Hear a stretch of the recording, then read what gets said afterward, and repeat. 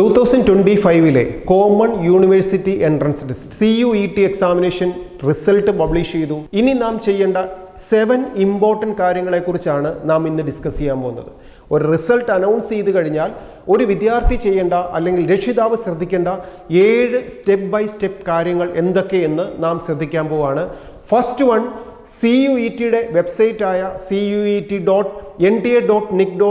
എന്ന വെബ്സൈറ്റിലൂടെ നാം റിസൾട്ട് കൃത്യമായി മനസ്സിലാക്കുക, ഡൗൺലോഡ് ചെയ്തെടുക്കുക. ഇതിൽ സബ്ജക്റ്റ് വൈസ് സ്കോറും പെർസെൻറ്റൈൽ സ്കോറും നോർമലൈസേഷൻ സ്കോറും കൃത്യമായി ചെക്ക് ചെയ്ത് മനസ്സിലാക്കുക. ഇതാണ് ഫസ്റ്റ് നാം ചെയ്യേണ്ടത്. ഇനി രണ്ടാമതായി നാം ചെയ്യേണ്ടത് പ്രീവിയസ് ഇയറിലെ കട്ട് ഓഫ് വെച്ച് നമ്മുടെ മാർക്കിനും റാങ്കിനും ബേസ് ചെയ്തിട്ട് നമുക്ക് ഏതൊക്കെ യൂണിവേഴ്സിറ്റിയിൽ ഏതൊക്കെ കോഴ്സുകൾക്ക് കിട്ടാൻ സാധ്യതയുണ്ട് എന്ന ഒരു സ്റ്റഡി നടത്തുക എന്നുള്ളതാണ് രണ്ടാമതായിട്ട് നാം ചെയ്യേണ്ട കാര്യം. മൂന്നാമതായിട്ട് നാം ചെയ്യേണ്ടത്, നമുക്കറിയാം CUET എക്സാമിനേഷൻ എന്ന് പറയുന്നത് ഒരു കോമൺ യൂണിവേഴ്സിറ്റി എൻട്രൻസ് ടെസ്റ്റ് ആണ്. അതായത് വിവിധ യൂണിവേഴ്സിറ്റികൾക്ക് നമുക്ക് അപ്ലൈ ചെയ്യാനുള്ള സബ്ജക്റ്റുകളുടെ എക്സാമിനേഷനാണ് CUET NTA എക്സാമിനേഷൻ നടത്തിയത്. ഇനി നാം ചെയ്യേണ്ടത് ഈ സബ്ജക്റ്റുകൾ വൈസ്, നമുക്കറിയാം 6 സബ്ജക്റ്റ് വരെയാണ് ഒരു വിദ്യാർത്ഥിക്ക് എക്സാമിനേഷൻ എഴുതാൻ സാധിക്കുമായിരിക്കുക.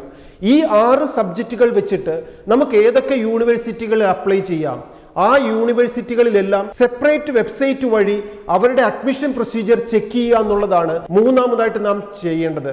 നമുക്കറിയാം ഈ CUET വഴി സെൻട്രൽ യൂണിവേഴ്സിറ്റികളിൽ, example Banaras Hindu University, Delhi University, Jamia Millia University, ICAR university, ഇങ്ങനെ ഇന്ത്യയിലെ ടോപ്പ് മോസ്റ്റ് സെൻട്രൽ യൂണിവേഴ്സിറ്റികളും പ്രൈവറ്റ് യൂണിവേഴ്സിറ്റികളിലുമൊക്കെ CUETയുടെ സ്കോർ വെച്ചിട്ട് സബ്ജക്റ്റ് വൈസ് ഉള്ള സ്കോറുകൾ വെച്ചിട്ട് നമുക്ക് ആപ്ലിക്കേഷൻ സബ്മിറ്റ് ചെയ്യാം. ഇതെല്ലാം ഒരു സിംഗിൾ വിൻഡോ കീഴിൽ നടക്കുന്ന പ്രോസസ്സിംഗ് അല്ല. ഡിഫറൻറ്റ് യൂണിവേഴ്സിറ്റികളിൽ നമുക്ക് ഏത് യൂണിവേഴ്സിറ്റിയിലാണോ ഏത് കോഴ്സാണോ പഠിക്കാൻ ആഗ്രഹമുള്ളത് ആ യൂണിവേഴ്സിറ്റിയുടെ വെബ്സൈറ്റ് വഴി ആപ്ലിക്കേഷൻ പ്രൊസീജിയറിൽ കൃത്യമായി പങ്കെടുക്കുക എന്നുള്ളതാണ് മൂന്നാമത്തെ നമ്മുടെ ഡ്യൂട്ടി. ഫോർത്ത് നാം ചെയ്യേണ്ടത്, ഒരു അഡ്മിഷൻ പ്രൊസീജിയറിലേക്ക് എൻ്റർ ചെയ്യാൻ വേണ്ട ഡോക്യുമെന്റ്സുകളെല്ലാം കൃത്യമായി റെഡിയാക്കി വെക്കുക. അതിൽ ഏറ്റവും പ്രാധാന്യത്തോടെ വേണ്ടത് 10th mark list, +2 mark list, CUETയുടെ ഹോൾ ടിക്കറ്റ്, CUETയുടെ സ്കോർ കാർഡ്, ഫോട്ടോ ഉള്ള ഒരു ID പ്രൂഫ്. അതിൽ ഏറ്റവും ബെസ്റ്റ് നമ്മുടെ ആധാർ കാർഡ് തന്നെയാവും. Then passport size photograph. ഏതെങ്കിലും യൂണിവേഴ്സിറ്റിയിൽ അപ്ലൈ ചെയ്യുമ്പോൾ അവിടെ കാസ്റ്റ് സർട്ടിഫിക്കറ്റോ ഇൻകം സർട്ടിഫിക്കറ്റോ ആവശ്യമുണ്ടെങ്കിൽ ആ സർട്ടിഫിക്കറ്റുകൾ നാം കളക്ട് ചെയ്ത് നമ്മുടെ കയ്യിൽ കീപ്പ് ചെയ്യുക. ഇതിനോടൊപ്പം നാം ലാസ്റ്റ് പഠിച്ചു കഴിഞ്ഞ യൂണിവേഴ്സിറ്റി അല്ലെങ്കിൽ ബോർഡിൽ നിന്നുള്ള transfer certificate, migration certificate, domicile certificate, ഇതേപോലുള്ള സർട്ടിഫിക്കറ്റുകൾ എന്തെങ്കിലും ആവശ്യമുള്ള യൂണിവേഴ്സിറ്റികളിലേക്ക് ഇതെല്ലാം ഈ ഡോക്യുമെന്റ്സ് എല്ലാം നമ്മുടെ കയ്യിൽ റെഡിയാക്കി വെക്കുക.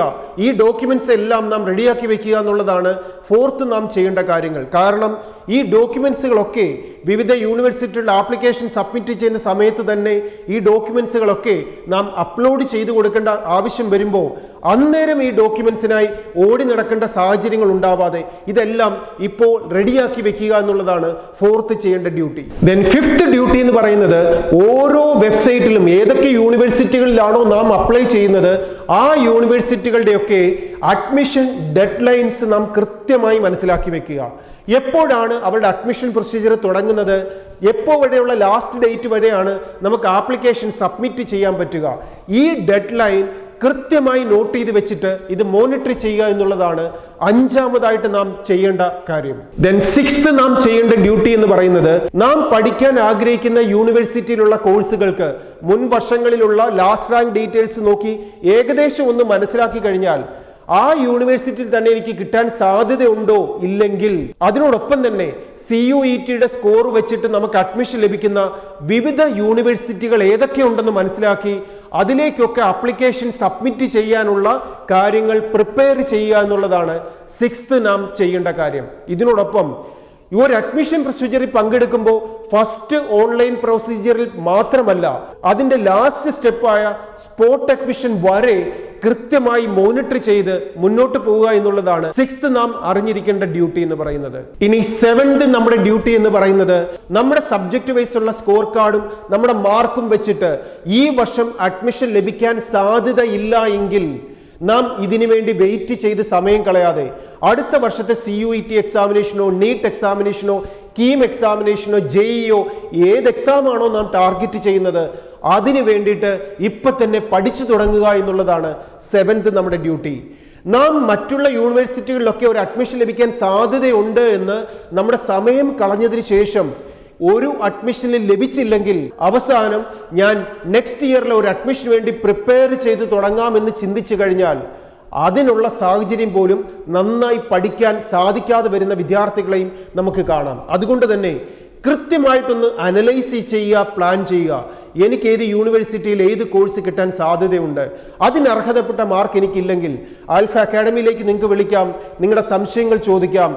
നിങ്ങൾക്ക് കൃത്യമായ സപ്പോർട്ടും ഗൈഡൻസും ആൽഫയിലെ എക്സ്പേർട്ട് ടീം നിങ്ങൾക്ക് നൽകിക്കൊണ്ടേയിരിക്കും. ഇതിനോടൊപ്പം നിങ്ങൾക്കിത് വിജയിക്കാൻ സാധിച്ചില്ലേ, CUET എക്സാമിനേഷനോ നീറ്റ് എക്സാമിനേഷനോ കീം എക്സാമോ ജെഇഒ കുസാറ്റോ IMUCT AMACT എക്സാമിനേഷൻ ഏതുമാവട്ടെ, ആൽഫ അക്കാഡമിയുടെ റിപ്പീറ്റർ ബാച്ചിൽ അത് ഓൺലൈനായോ ഓഫ്ലൈനായോ ജോയിൻ ചെയ്തുകൊണ്ട് കൃത്യമായി പഠിച്ച് അടുത്ത വർഷത്തെ വിജയം നിങ്ങളുടേതാക്കി മാറ്റാൻ നിങ്ങളെ സപ്പോർട്ട് ചെയ്യാനും ആൽഫ അക്കാഡമി കൂടെയുണ്ട്.